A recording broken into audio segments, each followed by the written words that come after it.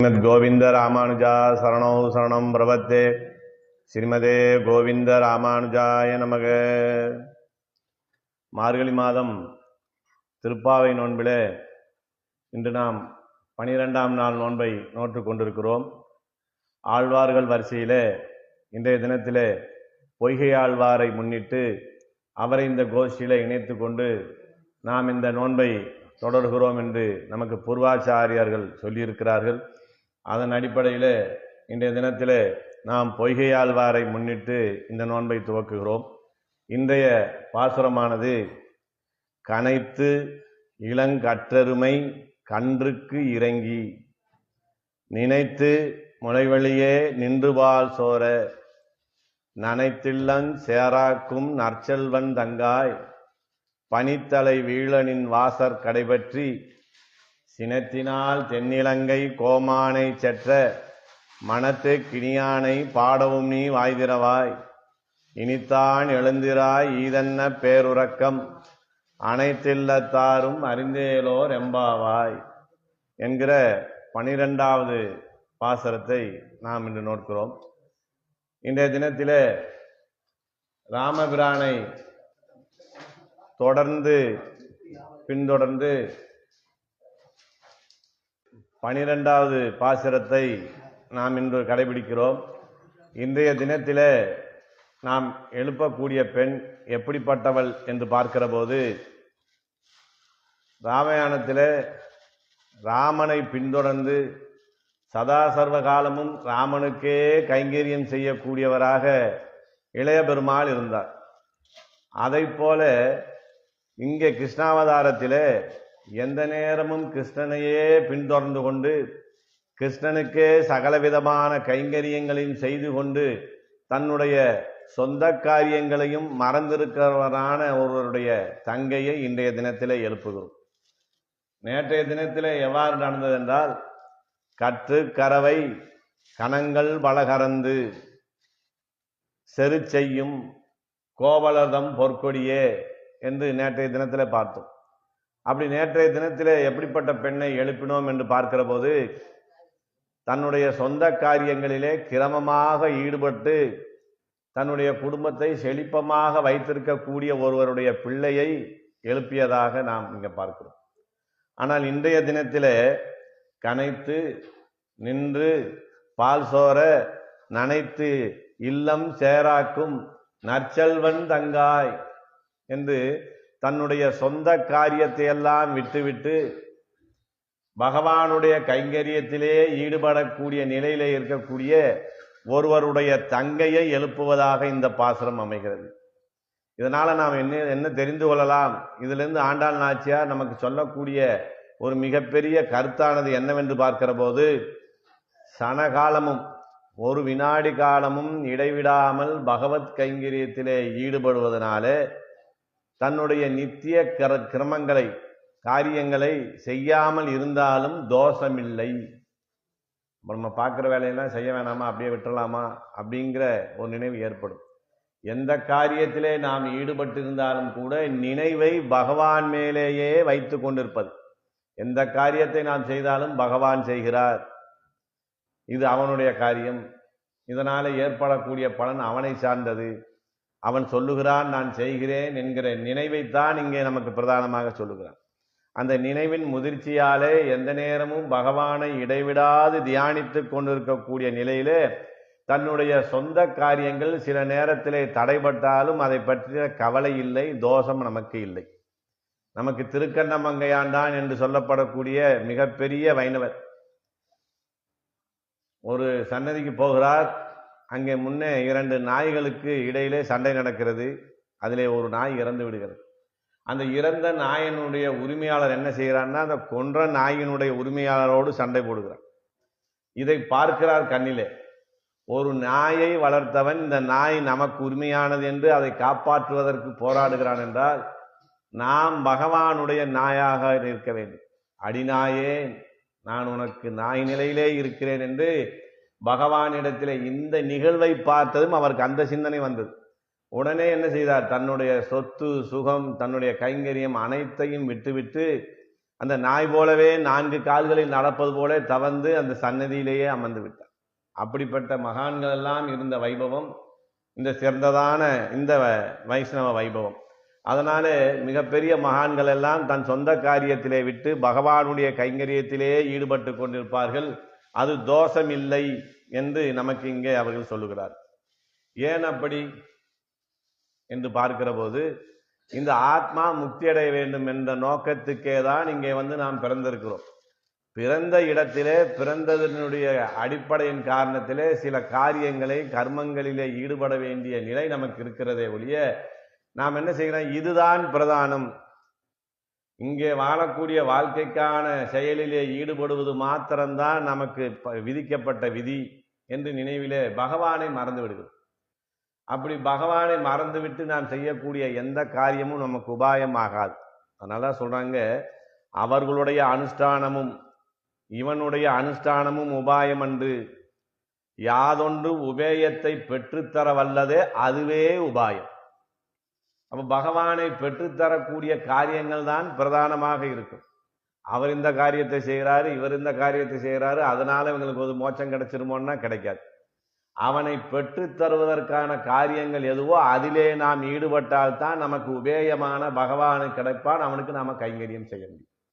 அந்த எண்ணத்திற்காக தான் நாம் இந்த மார்கழி மாதத்திலே தினந்தோறும் இந்த அதிகாலை நேரத்திலே இங்கே கூடுகிறோம். இப்போது நம்ம செய்யக்கூடிய காரியம் என்ன? இது அவனை பெற்றுத் தருவதற்கான காரியம். அவனை பெற்று தந்தால் போதுமா? இங்கே வாழ்வதற்கு நமக்கு எதுவும் தேவையில்லைன்னா அதை அவர் பார்த்துக்கிறோம். ஏற்கனவே நம்ம பல தடவை சொல்லியிருக்கோம், குசேலர் எதுவுமே கேட்கல, கேட்காதவருக்கு எல்லாம் கொடுத்தார். அவனை சரணமடைந்தால் அவன் நம்மை பாதுகாப்பாக வைத்துக் கொள்வது அவன் பொறுப்பு. இதுக்கு நம்ம கோவிந்தசாமி இருக்கிற போது ஒரு உதாரணம் சொல்வார். ஊருக்கே பெரிய ராஜாவா இருக்கிறார், மன்னனாக இருக்கக்கூடியவர். அவருடைய மனைவியை பிச்சை எடுக்கிற நிலையில விட்டா யாருக்கு கேவலம்? மன்னனுக்கு தான் கேவலம். ஊருக்கெல்லாம் ராஜாவா இருக்கார், மனைவிக்கு சாப்பாடு போடாம பிச்சை எடுக்க விட்டுருக்கிறாருன்னு அவருக்கு அவமானம். அதை போல அவனை சரணமடைந்த பிறகு நமக்கு ஏதாவது துன்பங்களோ துயரங்களோ ஏற்பட்டால் அதற்கு யார் பொறுப்பு? அவன்தான் பொறுப்பு. அப்படின்னு நாம இருக்க வேண்டும் என்பதைத்தான் இங்கே சொல்லுகிறார்கள். ஆக நமக்கு எது உபேயம் என்று சொல்லுகிற போது, விடச் சொன்னவையும் இல்லை, பற்றச் சொன்னவையும் இல்லை, ரெண்டுமே உபாயம் இல்லை. விடுவித்து பற்றுகிறவனே நமக்கு உபாயம். நம்மிடத்திலே இருக்கக்கூடிய இந்த ஆசைகள், காம குரோத லோபங்கள் போன்ற கெட்ட குணங்களை எல்லாம் நீக்கி நம்மை கையிலே பிடிக்கிறான். அதை விடுவித்து பற்றுகிறவனே உபாயம். அது யார் செய்ய முடியும்னா பெருமாள் தான் செய்ய முடியும். பெருமாளை நம்ம கண்ணில் பார்க்க முடியலையே, நம்ம கேட்குற நேரத்துக்கு கூப்பிடுற நேரத்துக்கு அவர் வர்றாரான்னா அதற்காகத்தான் யானையை கொண்டு யானையை பிடிப்பாரே போலேன்னு மனிதர்கள் உருவத்திலே இருக்கக்கூடிய நமக்கு ஆச்சாரியனை கொடுத்திருக்கிறார். அவனே நம்மை விடுவித்து பற்றுகிறவனாக இருக்கிறான். அதனால தன் சொந்த காரியங்களை செய்வதிலே ஆலங்கால் பட வேண்டியதில்லை. அது என்ன நடக்குமோ அது பகவான் பார்த்து கொள்வான் என்று இருக்க வேண்டும். அதனால தான் கீதையில கண்ணன் சொல்றார், கடமையை செய், பலனை எதிர்பார்க்காது. உன் கடமை, உனக்கு விதிக்கப்பட்ட கர்மங்கள் என்னவோ அதை நீ செய்து கொண்டே வா. உனக்கு உண்டான பலனை கொடுக்க வேண்டிய இடத்துல நான் இருக்கிறேன், நான் பார்த்து கொள்ளுகிறேன் என்று இருக்கிறான். அதனால நம்ம அந்த காரியங்களில அளவுக்கு அதிகமாக ஆலங்கால் பட்டால் என்ன செய்ய நடக்கும்னா, நம்ம நினைச்சது நடக்கல, உடனே வருத்தம் வந்துடும். உடனே யார் மேலே எல்லாம் கோபம் வரும், உறவினர்களோட சண்டை வரும், பெருமாள் மேலேயே கோபம் வரும், இவர் இத்தனை நாள் கும்பிட்டு எனக்கு கொடுத்தாரான்னு. அப்போ நாம இந்த நல்ல விஷயத்திலிருந்து ஒதுங்கக்கூடிய ஒரு நிலை ஏற்பட்டு விடும் என்பதனாலே தன்னுடைய காரியங்களை விட பகவானுடைய கைங்கரியத்தில் ஈடுபடுவது மிகப்பெரிய சிறப்பு என்று இந்த பாசுரத்திலே நமக்கு தெளிவுபடுத்துகிறார். முதலில் என்ன சொல்றார்? கனைத்து, அந்த வீட்டிலே இருக்கக்கூடிய பசுக்களும் எருமைகளும் கனைக்கிறது. எதனால? அந்த பால் கறக்கக்கூடிய கைங்கரியத்தை அவன் விட்டு விட்டு கிருஷ்ணன் பின்னாலேயே சுற்றி கொண்டிருக்கிறான். அந்த பால் கறக்கிற நேரம் வந்ததுனால மடிக்கடுப்பு எடுக்கக்கூடிய ஒரு நிலை பசுவுக்கு ஏற்படும். அந்த நேரத்துக்கு பாலை கறந்துட்டா அந்த பசுவுக்கு மடிக்கடுப்பு எடுக்காது. இல்லைன்னா மடியில பால் கட்டிக்கிட்டு அந்த வழி அதனால பொறுக்க முடியாம போகும். அந்த நினைவு வருகிற போது அது கனைக்கிறது. அப்படி கறப்பார் இல்லாமையாலே கனைக்கக்கூடியதாக இருப்பது எது? இளங்கட்டெருமை. இளைய வயதிலே எருமை என்றும் சொல்லலாம், இளங்கன்றுகளை உடைய எருமை என்றும் சொல்லலாம். ஆக அந்த நிலையில் இருக்கக்கூடிய அந்த எருமையானது கனைக்கிறது. அப்படி கனைக்கிற போது நம்ம இப்ப பார்த்தோம் மடிக்கடுப்பு எடுக்குமே, அதனால கனைக்குதோன்னு நமக்கு ஒரு சந்தேகம் வரும்.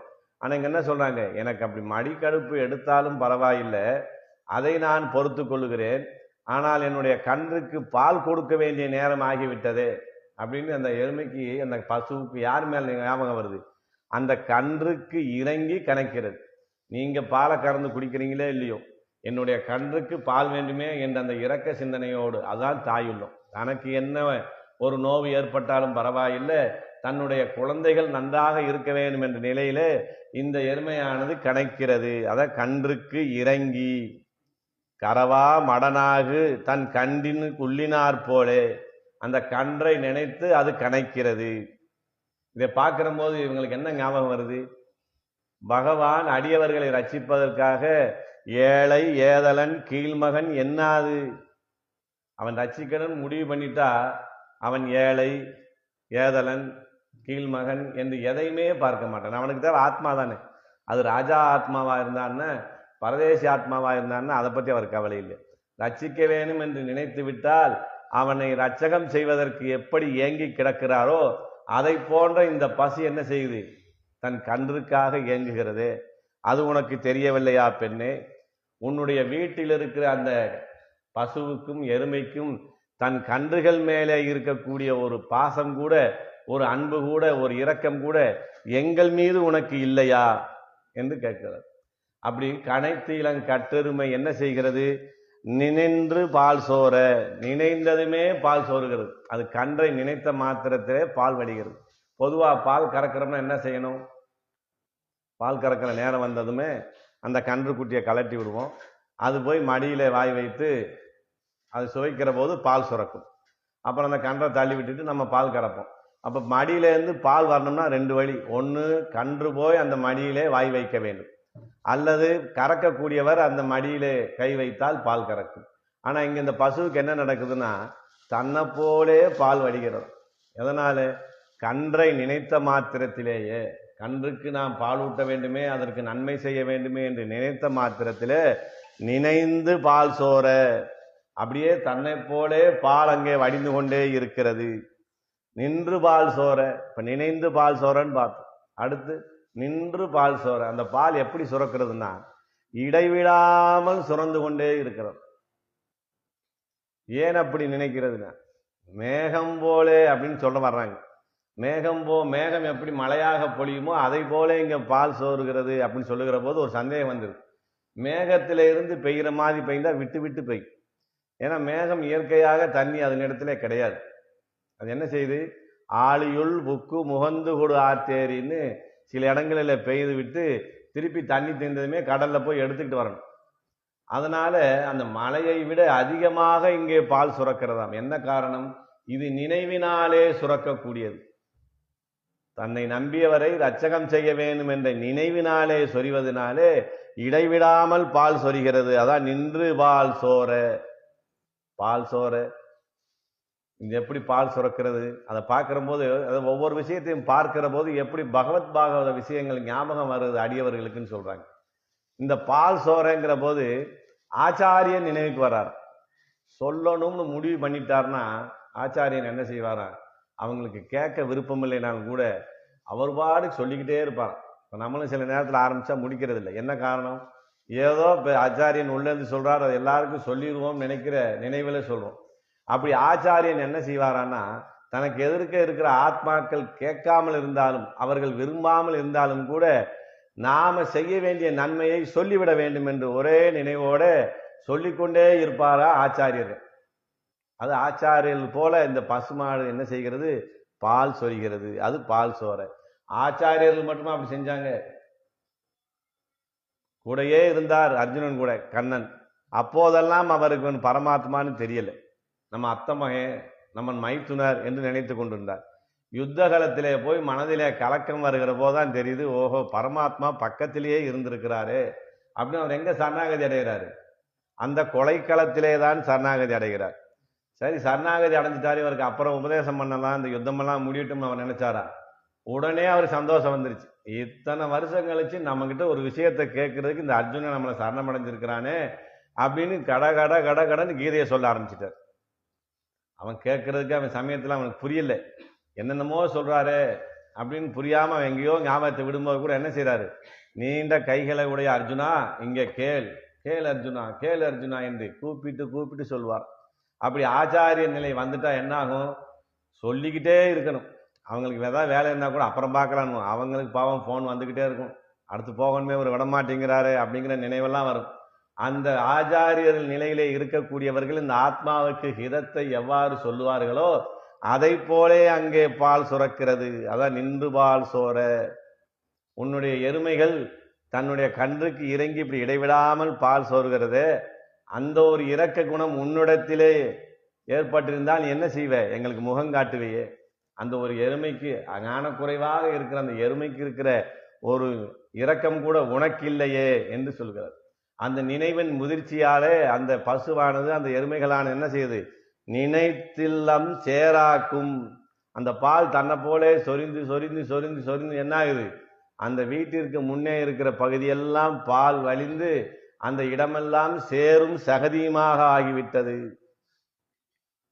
இந்த நிலை அந்த வீட்டில் இருக்குது. இதுதான் அந்த வீட்டினுடைய நிலை. இப்போ இது ஏன் இந்த பெண்ணுடைய அண்ணன் தன்னுடைய காரியங்களை செய்யாமல் இருக்கிறார்?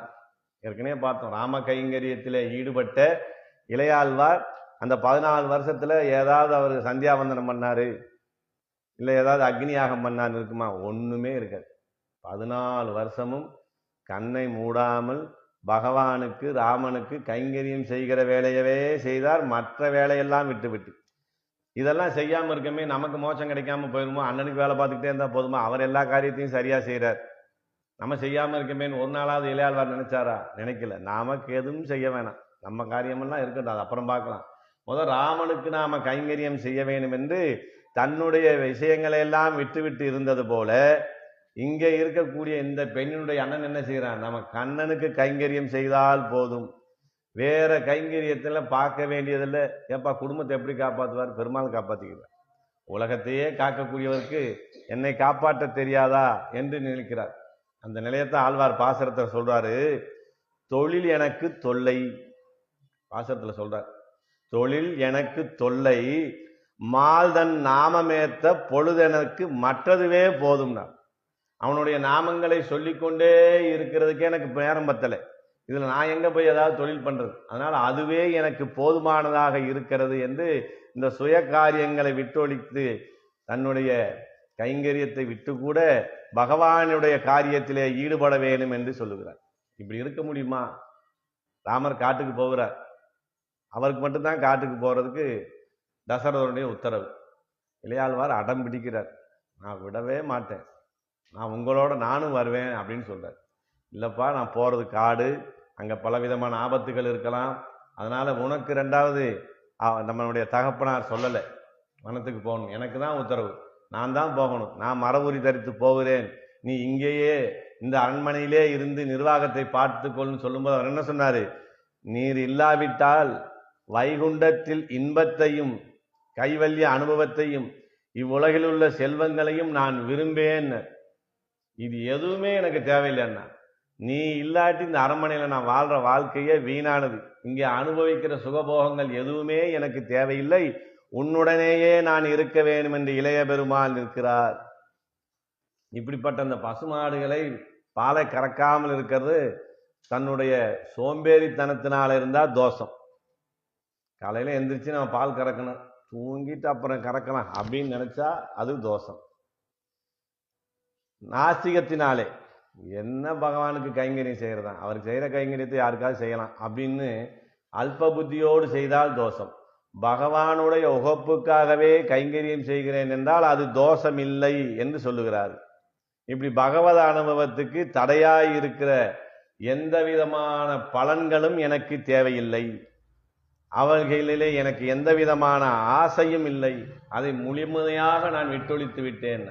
இது சொல்றதுக்கு வேணா நல்லா இருக்கும், யாராவது அப்படி எல்லா சொத்து சுகங்களை விட்டுட்டு நான் பகவானுக்கே கைங்கரியம் செய்வேன் வருவாங்களா அப்படின்னா, இலங்கையிலிருந்து விபீஷண ஆழ்வார் கிளம்பி வர்றார். அப்படி வருகிற போது என்ன செய்யறார், நான் ரங்கா ராஜ்யமும் அங்கே இருக்கக்கூடிய என்னுடைய நண்பர்களும் என்னுடைய செல்வங்களும் அனைத்தையும் விட்டு விட்டு நான் உன்னை சரணமாக பற்றுகிறேன், இவை அனைத்தும் இனிமேல் ராமா நீதான் எனக்கு என்று பூர்ணமாக வந்து சரணமடைந்தார். எதுவுமே வேணாம்னு சொல்லி அவர் வந்தாரோ அது பூரா ராமனாலேயே அவருக்கு கிடைத்தது. அதே லங்கைக்கு அவனை அரசனாக முடிசூட்டி அழகு பார்த்தார் ராமன். அப்போ அவனுடைய காரியத்தில் ஈடுபடுவதனாலே நம்முடைய சொந்த காரியங்களை தடை ஏற்பட்டால் அதை பற்றின சங்கடங்கள் நமக்கு இருக்கக்கூடாது என்றுதான் இங்கே சொல்லுகிறார். இதையெல்லாம் விட அவன் கறக்காமல் இருப்பதற்கு மற்றொரு காரணமாக இருக்கிறது. என்ன காரணம் இருக்கிறது? இந்த லௌகிக விஷயங்கள் எல்லாம் பகவானுடைய விஷயத்தில் ஈடுபடுவதற்கு நமக்கு தடையாக இருக்கும் என்று சாஸ்திரங்கள் சொல்லி இருக்கிறது. அதன் அடிப்படையிலும் அவன் இந்த காரியங்களை எல்லாம் செய்யாமல் இருக்கிறான். சாஸ்திரம் என்ன சொல்லுதுன்னா, எம்பிரானே, தந்தையும் தாயையும் மனைவியையும் மக்களையும் உறவினரையும் நண்பரையும் ஆச்சாரியர்களையும் ரத்னங்களையும் தனதானியங்களையும் வயல்களையும் வீடுகளையும் சகல சாதன தர்மங்களையும் கைவல்யம் உள்ளிட்ட சகல பிராப்பியங்களையும், பிராப்பியங்கள்னா பலங்களையும் கைவிட்டு உலகளந்தான் உன் திருவடிகளையே சரணமடைந்தேன்னு சாஸ்திரத்தில் சொல்லுவோம். இதெல்லாம் விட்டுட்டு சரணமடைகிறேன்னு சொன்னா, இப்போ நம்ம இன்னைக்கு சாயந்தரம் சொல்லிக்கிட்டு இருக்கிறோம், ஒரு 10 மணிக்கு போய் இதெல்லாம் நம்ம விட்டுற முடியுமா? இதெல்லாம் என்னுடையதல்ல, இது அனைத்துமே பகவானுடைய சொத்துங்கிற நினைவு நமக்கு ஏற்பட வேண்டும். நான் எனதுன்ற அகங்காரம் அமகாரம் தான் நம்மை கொண்டு போய் பாவத்திலே மூட்டுகிறது. என் குடும்பம் இருக்குன்னா இது என்ன சொல்லணும்? பகவானுடைய குடும்பம், அவரை அமைத்து கொடுத்ததிலே நான் இங்கே வாழ்ந்து கொண்டு இருக்கிறேன், அவருக்காக இந்த கைங்கரியங்களில் ஈடுபடுகிறேன் என்ற நினைவு நமக்கு வேணும். எதுலையுமே ஆலங்கால் பட்டுட்டா இழக்கும் போது அந்த வார்த்தை நமக்கு அதிகமாகும். சிலர் இருக்காங்க, ஆச்சாரியனா இருந்தார் கோவிந்தசாமி, அவர் இருக்கும்போதே அவர் கண்ணுக்கு முன்னே 2 மகன்களும் பரமபதம் போற நிலை ஏற்படுகிறது. அதனால அவர் மறுநாள் இருந்து நான் திருமணம் வைக்க மாட்டேன்னு போகல. அவனவருடைய கர்மா போயிட்டாங்க. என்னுடைய கர்மா பகவானை வணங்குவது, ஆச்சாரியனை வணங்குவது என்ற திடபுத்தியோடு இங்கே வாழ்ந்தவர்கள் தான் இந்த வைணவத்தை நமக்கு இங்கே கொடுத்து விட்டு சென்றிருக்கிறார். இதையெல்லாம் நம்ம இங்கே கதையாக பார்க்கிறோம்.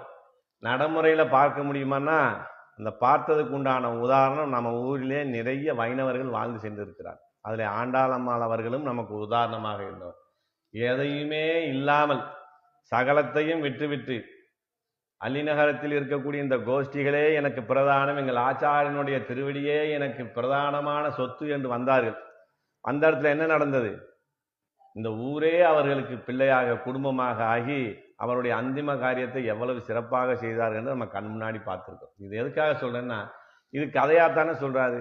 இதெல்லாம் லட்சுமணன் செய்திருக்கலாம், விபீஷணாழ்வார் செய்திருக்கலாம். நமக்கு அப்படியெல்லாம் நடக்குமாங்கிற ஒரு சந்தேகம் நமக்கு தேவையில்லை.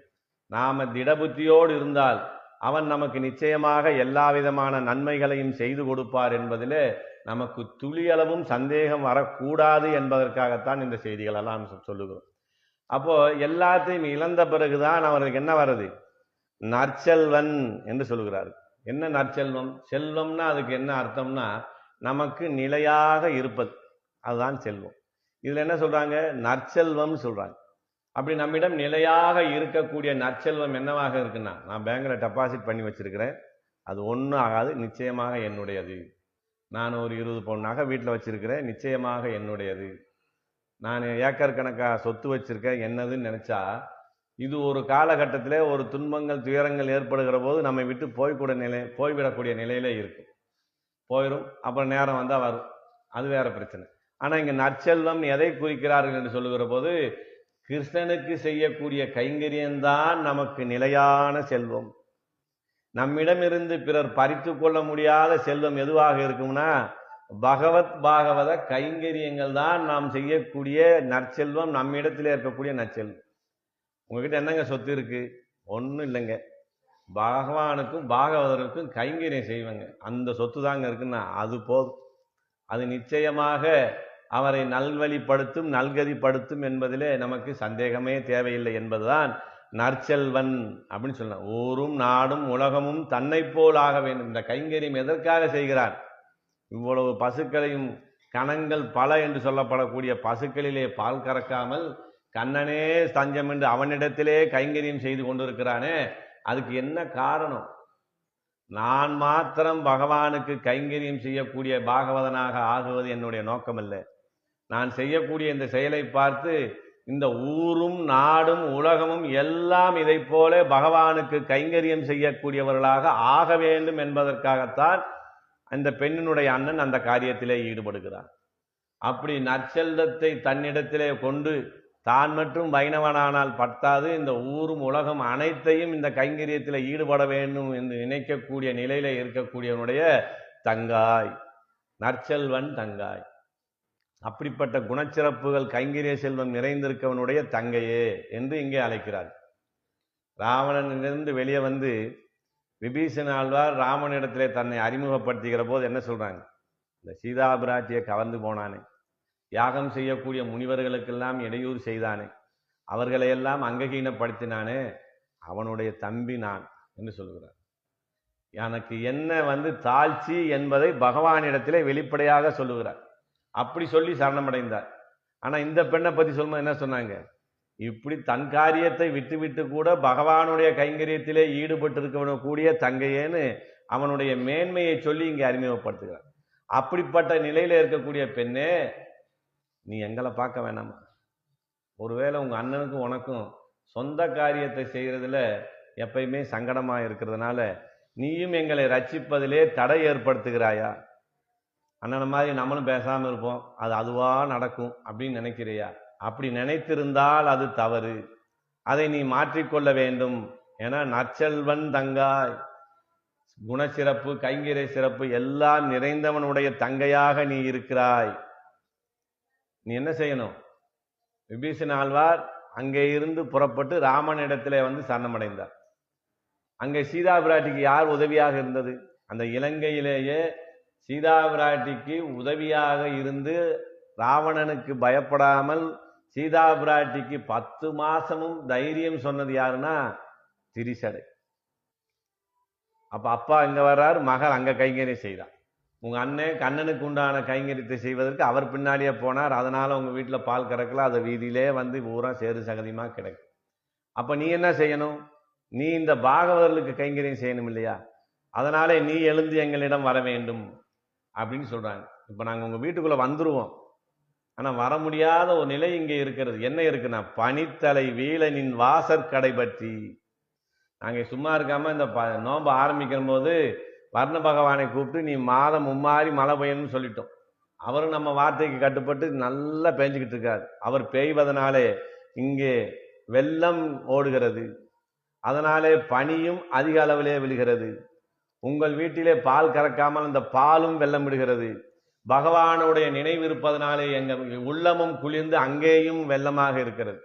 இப்படிப்பட்ட வெள்ளங்களிலே கடந்து நாங்கள் உள்ளே வர முடியாதனாலே உன்னுடைய வாசலில் இருக்கிற ஒரு தூணை பற்றி கொண்டு நாங்கள் இங்கு நிற்கிறோம்.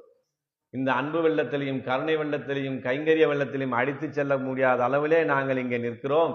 அதனாலே நாங்கள் உள்ளே வரவில்லை. பெண்ணே, நீ வெளியே எங்களை ரட்சிக்க வேணும் என்று இப்படி கூப்பிடுகிறார். இதுக்கெல்லாம் வரலைன்னா இதுக்கு மிகப்பெரிய ஒரு பாவம் உனக்கு ஏற்படும் என்ற நிலையிலே அங்கே சொல்லுகிறார். இவ்வளவு சொன்ன போதும் அந்த பெண் உள்ளே இருந்து எந்த விதமான பதிலும் சொல்லாம உள்ள சிரிச்சுக்கிட்டே இருக்காங்களாம். நம்மளை அடைவதற்கு இன்னும் இவங்க என்னென்ன பேசுறாங்கன்னு பார்ப்போம். ஏன்னா நம்ம அமைதியா இருக்கிற போதுதான் நம்மளை பத்தினவங்க பேசுறதை பத்தி நம்ம தெரிஞ்சுக்கலாம். நம்மளை கொஞ்சம் நல்லவங்கன்னு சொல்றாங்களா, இல்ல குறை சொல்லுகிறார்களா, உண்மையிலேயே நம்ம மேல அன்போடு வந்திருக்கிறார்களா என்று தெரிந்து கொள்ள வேண்டும் என்று இவர்கள் இன்னும் பேசலாம்னு சொல்லி அவர்கள் அமைதியாக இருக்காங்க. உள்ளே இருக்க பெண். அப்ப இவங்களுக்கு என்ன நினைக்கிறாங்க? உள்ளே இருக்கிறவள் பெண், பெண் நம்ம அழைக்க வந்திருப்பவர்களும் பெண். ஒரு பெண்ணுக்கு நம்முடைய அர்த்தம் தெரியாம இந்த பெண் இருக்கிறாள் என்றால், நம்ம கிருஷ்ணனை பற்றி பெருமையா சொன்னோம். கிருஷ்ணன் எப்படிப்பட்டவனாக இருக்கிறார்னா, ஆயர்பாடியில் இருக்கிற பெண்களிடமெல்லாம் குறும்புகள் செய்து அவர்களை அள வைத்து வேடிக்கை பார்த்து அதை ரசிக்கக்கூடியவனாக இருக்கிறார். அதனால அவனை பற்றி சொன்னதுனாலே இவள் எழுந்து வராமல் இருக்கிறாள் போல் இருக்கிறது. உள்ளே இருந்து எந்த பதிலும் நமக்கு தராமல் இருக்கிறார் போல் இருக்கிறது. அப்ப நாம் என்ன செய்யணும்? இந்த பெண்களுக்காக அரும்பாடுபட்டு இந்த பெண்களை ரட்சிப்பதற்காகவே அவதாரம் எடுத்தேன் என்று சொல்லக்கூடிய நிலையிலே இருக்கக்கூடிய ராமனை பற்றி நாம் இங்கே பேசினால் ஒருவேளை இந்த பெண் எந்திரிச்சு வந்துருவாங்க போல இருக்கு. அதனால நம்ம என்ன செய்யலாம்? ராமனை பாடலாம். ராமன் எப்படிப்பட்டவன்? உண்ணாது உறங்காது ஒளிகடலை ஊடறுத்து பெண்ணாக்கை ஆப்புண்டுன்னு. பிராட்டியை பிரிச்சதுலேருந்து சாப்பிடாம தூங்காம நிம்மதி இல்லாம சந்தோஷம் இல்லாம கடலை தாண்டணும்னா கூட தாண்டி கூட போகலாம், எங்க சீரை இருக்கான்னு தெரிஞ்சா போதும்னு அந்த ஒரு பெண்ணை ரட்சிப்பதற்காக என்ன பாடுபட்டான். அப்படிப்பட்ட அந்த ராமனுடைய நிலையை நாம் இங்கே எடுத்து சொல்ல வேண்டும். பிராட்டியை பிரிந்த பிறகு ராமன் எப்படி இருந்தார்னா துக்கத்திலேயே இருந்தார். அந்த துக்கத்திலே இருக்கிறனால தான் வாலியை கொள்றது கூட அவர் கண்ணுக்கு தெரியல. என்னடா இவன் வேற கூடாது ஏதோ பண்ணிக்கிட்டு இருக்கிறான் அப்படிங்கிற நிலைமைக்கு வந்தார். அப்படிப்பட்ட பெண்ணை ரட்சிப்பதற்காகவே அவதாரம் எடுத்தவனாக இருக்கிறான். அப்படிப்பட்ட ராமனை நாம் இங்கே பாடுவோம். அப்படி ராமன் செய்த காரியம் என்ன? சினத்தினால் அப்படின்னா ராமனுக்கு என்ன சொல்லியிருக்காங்கன்னா, கோபமே வராதவர். யார் எவ்வளவு அவமானப்படுத்தினாலும் யார் எவ்வளவு இடையூறு செய்தாலும் கோபம் என்பதே அவருக்கு வராதுன்னு சொல்லியிருக்கிறாங்களே. இங்க ஆண்டாள் நாச்சியார் சினத்தினாலே என்று சொல்லுகிறாரு. பொறுமையிலே யாருக்கு சமானமானவர் ராமன் என்று பார்க்கிற போது பூமிக்கு மேலான பொறுமையை உடையவர், பூமி பிராட்டிக்கு மேலாக பொறுமையை உடையவர். இந்த பூமி பிராட்டியை நம்ம என்ன பாடுபடுத்துறோம்? கபட்டா பாறையை போட்டு தோண்டுறோம், போரை போட்டு ஓட்டையை போடுறோம், கோபம் வந்தால் காலில் ஏற்றி உதைக்கிறோம், இவ்வளவு செய்கிறோமே. இவ்வளவையும் பொறுத்து கொள்ளக்கூடிய நிலையில இருக்கக்கூடிய பூமி பிராட்டியை விட பொறுமைசாலின்னு பேர் எடுத்திருக்கிறாரு. வேதங்களும் சாஸ்திரங்களும் அப்படித்தானே சொல்லுகிறது. அப்படிப்பட்ட ராமனுக்கு இங்க சினத்தினால் சொல்றாங்களே, இது எப்படி பொருத்தமாகும்? அவருக்கு தனக்கு ஏதாவது இடையூறு செய்தா கோபத்தை வலிய வர வைக்கிற மாதிரி நடிப்பாராம். அவருக்கு யாராவது இடையூறு செஞ்சுட்டா கோபம் மாதிரி காட்டுவாராம். அந்த கோபத்தை பார்க்கிற போது எதுக்கு இருக்கவங்க சிரிப்பு வந்துருமா. கோபப்படக்கூட தெரியல இவருக்கு, கோபப்படுற மாதிரி நடிக்கணும்னு நினைக்கிறாரு, அது கூட வரமாட்டேங்குது அப்படின்னு நினைப்பாங்களாம் எதிரில் இருக்கிறவங்க.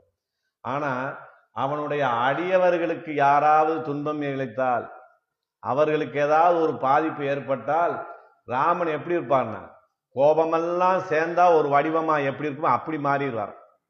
இப்போ அந்த நிலைக்கு இங்கே ராமன் இருக்கிறான் சினத்தினால. என்ன எதனால அந்த அப்படிப்பட்ட சினம் அவனுக்கு இருக்கிறது? ராமன் யுத்தம் பண்ணிக்கிட்டே இருந்தார். எடுத்ததுமே ராவண மேல ஒரு அம்பை போட்டு முடிச்சுட்டு போயிருக்கலாம், ஆனா போடல. அவருக்கு அப்பையும் இந்த ராவணனை மன்னிச்சு விட்டுறலாம் அப்படிங்கிற ஒரு எண்ணம் இருந்து கொண்டே இருந்தது. அவர் மேலே ராவணனுடைய பானங்கள் விழுகும்போது கூட அவருக்கு கோபம் இல்லை. அவரை சுமந்து கொண்டிருக்கிற சிறிய திருவடி என்று சொல்லப்படக்கூடிய ஆஞ்சநேயன் மேலே அன்பு பட்டு அதனாலே காயம் ஏற்படுகிற போதுதான் அவருக்கு அதிகமான கோபம் வருகிறது. அப்படி கோபத்தினுடைய வடிவமாகவே மாறிவிடுகிறான் அப்படின்னு சொல்றாங்க. அப்படி இந்த ராவணன் என்ன செய்திருக்கிறான்? பகவான் இடத்திலே அபச்சாரப்பட்டிருக்கிறான். அவருடைய சொத்தை கவர்ந்து சென்றிருக்கிறான். அதை கூட அவர் மன்னிக்க தயாரா இருக்கிறார். ஆனா அவன் என்ன செய்யறான்? பிராட்டியிடம் அபச்சாரப்படுகிறான். தண்டகாரண்ய ரிஷிகளிடத்திலே அபச்சாரப்படுகிறான். ஆஞ்சநேயனுடைய வாளிலே தீ வைக்க சொல்லி அபச்சாரப்படுகிறான். யுத்த காலத்திலே ஆஞ்சநேயர் மேலையும் அம்பு போடுகிறான். அப்படி இவன் என்ன செய்கிறான்? தன்னிடத்திலுமே அபச்சாரப்பட்டிருக்கிறான், தன்னுடைய அடியவர்களிடத்திலும் அபச்சாரப்பட்டிருக்கிறதுனால அவன் என்ன செய்யறான்? ராவணனை கொன்றே முடிக்கிறான். அப்படிப்பட்ட ராவணனை கொன்று முடித்தாலும் கூட சினத்தினால் தென்னிலங்கை கோமானை சற்றன்னு இங்க சொல்றாங்க. பொல்லா அரக்கனைன்னு சொல்ல வேண்டியவங்க இங்க என்ன சொல்றாங்க? தென்னிலங்கை கோமானைன்னு அவனை உயர்த்தியா சொல்றாங்களே, இது பொருத்தமாகுமான்னு நமக்கு ஒரு சந்தேகம் வரும். என்ன சொல்றாங்க? இந்த சீதா பிராட்டியை கவர்ந்து சென்றது, விபீஷணனிடம் அவச்சாரப்பட்டது, ஆஞ்சநேயரிடம் அவச்சாரப்பட்டது, இந்த தண்டகாரண்ய ரிஷிகளிடத்திலே அவச்சாரப்பட்டது, ஜடாயு இடத்திலே அவச்சாரப்பட்டது. இந்த விஷயங்கள் எதனாலே நடக்குது? சீதா பிராட்டியை கவர்ந்து சென்றதுனால தான் எல்லா அபச்சாரமும் அவனுக்கு ஏற்படுகிறது. இந்த ஒரு தவறை செய்யாமல் இருந்தால் இந்திரலோகத்தையும் தன்வசப்படுத்தி அதற்கும் தலைவனாக இருக்கக்கூடிய தகுதி படைத்தவன் ராவணன். இதை யார் சொல்றா? ஆஞ்சநேயரே சொல்ற. இந்த ஒரு தவறு மட்டும் செய்யலைன்னாங்க ராவணன் ரொம்ப நல்லவர் தாங்க. அவர் மாதிரி வேதம் படித்தவர், வேதத்தை கடைபிடிக்கக்கூடியவர் யாருமே இல்லைங்க. ஆனா அவனுடைய கர்ம வினை இப்படி வந்து அபச்சாரப்பட்டு விட்டார் என்று சொல்லி, அதனால இங்க என்ன சொல்லும்போது என்ன சொல்றாரு? அந்த சினத்தினால் தென்னிலங்கை கோமானை செற்ற. அப்படி அவனுடைய போய் ஒரே அம்பளை முடிச்சிருக்கலாம், ஆனாலும் மன்னிச்சு விடணும் நினைச்சு என்ன செய்யறாரு? முதல்ல அவனுடைய படை பரிவாரங்களை அழிக்கிறார், அவனுடைய பிள்ளைகளை அழிக்கிறார், அவர் உற்றார் உறவினர்களை அழிக்கிறார், அவனுடைய தேர் ஆயுதங்களை எல்லாம் அழித்தும் கூட கடைசியா ஒரு வாய்ப்பும் கொடுத்தார். இன்று போய் நாளை வா, இன்னமும் உனக்கு வாய்ப்பு தரேன், இந்த இவ்வளவு நீ இழந்து விட்டாய், இனியாவது போய் யோசனை பண்ணிட்டு நாளைக்கு வந்து சீதா பிராட்டியை கொடுத்துட்டேன்னா இப்படியே உன்னை நான் விட்டுட்டு போயிடுறேன்னு சொல்லி அந்த வாய்ப்பும் கொடுத்தார். போனவர் யோசிச்சு பார்த்து மறுநாளும் யுத்தத்துக்கு வந்துட்டான். என்ன நினைவோட வர்றான்? ராமனுடைய அம்புனாலே அடிபட்டு 2 பிளவாகப்பட்டு நான் இறந்தாலும் இறப்பேனே தவிர நான் ராமனை சரணமடைய மாட்டேன், நானாக சீதா பிராட்டி அவனிடத்துல கொடுக்க மாட்டேன் என்று முடிவோட வந்தார். அப்ப அவர் என்ன செஞ்சாரு? இதுக்கு மேல அவனை விட்டு வைக்கிறதுல பிரயோஜனம் இல்லை என்று அவனை கொண்டு முடித்தார். அதான் சொன்னாங்க, சினத்தினால் தென்னிலங்கை கோமானை செற்ற. அப்படிப்பட்ட மனத்துக்கு இனியானை. ஒரு சீதா பிராட்டிங்கிற பெண்ணை காப்பதற்காக இவ்வளவு பிரயத்தனப்பட்டாரு. எவ்வளவு தூரம் நடந்தார், காடு மேடெல்லாம். உன்னுடைய கால்களில் பாதரட்சை இல்லாம இந்த காடு மேடெல்லாம் நடந்தையே உன் பாதம் என்ன பாடுபட்டது என்று தசரதன் புலம்பிய புலம்பல சொல்றாரு இல்லையா? உன் காலில் கல்லு குத்துச்சா முள்ளு குத்துச்சா ராமா, என்னால உனக்கு இப்படிப்பட்ட துன்பம் ஏற்பட்டு விட்டதே என்று அவர் வருத்தப்படக்கூடிய நிலையில எல்லாம் அவ்வளவு தூரம் நடந்து வானர சேனையை சேர்த்து அதற்காக வாலியை கொண்டு முடித்து கடற்கரைக்கு வந்து கடலிலே அணை அமைத்து பாலம் அமைத்து போய் சீதா பிராட்டியை மீட்டெடுத்தார். அதனால அவர் யாரு? மனத்துக்கு இனியானாக இருக்கிறான். ஒரு பெண்களுக்காக படாத பாடுபட்டு நம்மளை ரட்சிக்கக்கூடியவனாக இருக்கிறான். அப்படிப்பட்டவனிடத்திலே தான் நாங்கள் சரணமடைகிறோம். பெண்ணே, நீயும் இதிலே வந்து கலந்து கொள்ள வேண்டும் என்று கேட்கிறார். ஆனா கண்ணன் எப்படிப்பட்ட இருக்கிறான்? யசோதை ஒரு பிள்ளை பெற்றிருக்கிறாளே, எப்படி பிள்ளை பெற்றிருக்கிறா? 5 அரவு பால் அசோதை ஆனாட விட்டிருக்கும் வஞ்சக பேச்சு பால் உண்ட மசுமை பீயிலி. பிள்ளை பெற்றிருக்கா பார். ஒரு ராட்சசி கிட்ட போய் பாலை குடிச்சு அந்த ராட்சசியும் கொன்னுட்டு வந்துட்டானே அப்படின்னு நினைக்கக்கூடிய நிலையில இருக்கக்கூடியவன். யசோதை நங்காய் கூவாய் உன் மகனை, உன் பிள்ளைய கூப்பிட்டுக்கம்மா, அவன் மன்ற சேட்டை தாங்க முடியலன்னு சொல்லக்கூடிய அளவில் இருக்கிறவனைத்தானே நீ பெற்றிருக்கிறாய். அப்படிப்பட்ட கண்ணனை நாங்கள் அடையவில்லை. பெண்களுக்காக துன்பப்படக்கூடிய பெண்களை ரட்சிப்பதிலே பிரதானமாக இருக்கக்கூடிய ராமனை நாங்கள் சரணமடைந்திருக்கிறோம். அப்படிப்பட்ட மனத்துக்கு இனியானை அவனை பாடுவதற்காக நீயும் எங்களோடு வந்து சேர வேண்டும். பெற்ற தாய் பேயாக வளர்த்தாலே என்று பெற்ற வயிற்றுக்கு பழி தேடி கொடுத்தவரா கண்ணன். இப்படிப்பட்ட பிள்ளையவா பெத்தா அப்படின்னு. ஆனா கௌசல்யா சுப்ரஜா என்று பெற்றவளான கௌசலைக்கு பட்டம் கட்டியவனாக இருக்கக்கூடியவன் ராமன். அப்படிப்பட்ட ராமனை நாங்கள் பாடியிருக்கிறோம். இதற்கு பிறகும் நீ பதில் பேசாமல் இருப்பது சரியில்லை. பாடவும் நீ வாய் திறவாய். அப்படி ராமனை பற்றின சிறப்பையும் நாங்கள் சொல்லியிருக்கிறோமே, நீ இனியும் வாய் திறவாமல் இருக்கலாம். இனித்தான் எழுந்திராய். இவ்வளவு கண்ணனை பற்றி சொன்னோம், ராமனை பற்றியும் சொல்லிவிட்டோம். இதற்கு மேலும் நீ எழுந்து வராமல் இருப்பது தவறு. இனித்தான் எழுந்திராய். அப்படி இறக்கல. இதென்ன பேருறக்கம். நீ எப்படிப்பட்டவனுடைய அடியவராக இருக்கிறாய்? ஆதி மூலமே என்று ஆபத்து என்று கஜேந்திர ஆழ்வான் சத்தமிட்டதுமே அரைகுலைய தலைகுலைய எவ்வளவு வேகத்துல வந்தார்னு கணக்கிட முடியாத அளவுல வேகத்தை வந்து ரச்சித்தவனுடைய அடியவளாக இருந்தும் எங்களை வந்து நீ பார்க்காமல் இருப்பது தவறு. இன்னைக்கு வரைக்கும் ராமன் பகவான் பரமபதத்திலிருந்து கஜேந்திர ஆழ்வாரை காப்பாத்துறதுக்கு வந்த வேகத்தினுடைய அளவை யாருனாலையும் கணக்கிட முடியாது. அவ்வளவு வேகமா வந்தார். வேகத்துக்கு ஒரு அடையாளமாக இருப்பவன் யார்? பரமாத்மாவான ஸ்ரீமன் நாராயணன். அவனுடைய அவதாரமாக இருக்கக்கூடிய கண்ணனுடைய அடியவளாக இருந்தும் நீ வராமல் இருப்பது சரியில்லை அப்படின்னு சொல்றாங்க. அப்புறமும் உள்ள இருந்து பதில் இல்லை. அப்ப அவங்க எல்லாம் நினைக்கிறாங்க, இந்த அம்மா கொஞ்சம் பெருமை குணம் இருக்கு. நான் அந்த கோஷ்டியில் இருக்கேன், ஆனா 5 லட்சம் பேர் என் வீடு தேடி வந்து கூப்பிட்ட பிறகுதான் நான் போவேன். அப்படி எல்லாரும் தேடி விடக்கூடிய சிறப்பு என்னிடத்துல இருக்குன்னு ஒரு எண்ணம் இருந்தாலும் இருக்கும் போல இருக்கு. அதையும் நம்ம விளக்கம் சொல்லிடுவோம் சொல்லிட்டு, நீ அப்படி ஒரு எண்ணத்திலே நீ அமைதியாக இருந்தாலும் கூட அதுக்கு நாங்கள் சொல்றோம், அனைத்து இல்லத்தாரும் அறிந்தேலோர் எம்பாவாய். உன் வீட்டு வாசலிலே வந்து நாங்க இவ்வளவு தூரம் பேசுற விஷயத்த இந்த ஆயர்பாடி முழுவதும் தெரிந்து கொண்டது. இந்த மொத்த கோஷ்டியும் உன்னுடைய வாசலிலே உனக்காக காத்து கொண்டு இருக்கிறது என்பதும் இந்த ஊருக்கெல்லாம் தெரிந்து விட்டது. அந்த எண்ணம் உனக்கு மனசுல இருந்தாலும் கூட அதுவும் இங்கே நிறைவேற்றப்பட்டு விட்டது பெண்ணே. அதனாலே நீ வந்து இங்கே வந்து எங்களோடு சேர வேண்டும் அப்படின்னு சொல்ற. எதுக்காக உன்னை நாங்க சேரணும்னு நினைக்கிறோம்? இவ்வளவு சொல்லி வரலையே. அப்ப நீ என்ன நினைக்கிற? பகவத் விஷயம் நல்ல விஷயம்தான், நம்ம எந்திரிச்சு போறோம். இந்த விஷயத்துக்கு ஆர்வமாக நிறைய வரமாட்டாங்களே. நம்ம ஒரு பெண்ணாக போய் நாம் என்ன செய்ய முடியும்னு ஒரு எண்ணம் இருந்தாலும் இருக்கலாம். அதுவும் தவறு. உங்களுடைய அண்ணனுடைய கைங்கரியத்தை பார்த்து இந்த ஊரே பாகவதர்களாக ஆகிவிட்டது. அந்த குறையும் உனக்கு இல்லை. எம்பெருமான் அவதாரம் செய்த பிறகு எப்படி இந்த உலகத்திலே வைணவம் பரவி எல்லோரும் ஆச்சாரியனுடைய திருவடியை அடைந்து எல்லோரும் மகிழ்ந்தார்களோ அதை போன்ற நிலையும் இப்போது ஏற்பட்டு விட்டது பெண்ணே. அதனாலே இந்த குறையும் இல்லை. நீ எழுந்து வந்து இந்த கோஷ்டியிலே கலந்து கொண்டு இந்த திருப்பாவை நோன்பு நல்ல முறையிலே நடப்பதற்கு உன்னாலான கைங்கரியத்தையும் செய்ய வேண்டும் என்று இன்றைய தினத்திலே அந்த பெண்ணை எழுப்புவதாக ஆண்டாள் நாச்சியார் நமக்கு தெரிவித்திருக்கிறார்கள் என்று சொல்லி நிறைவு செய்கிறேன். ஸ்ரீமதே ராமானுஜாய நமக.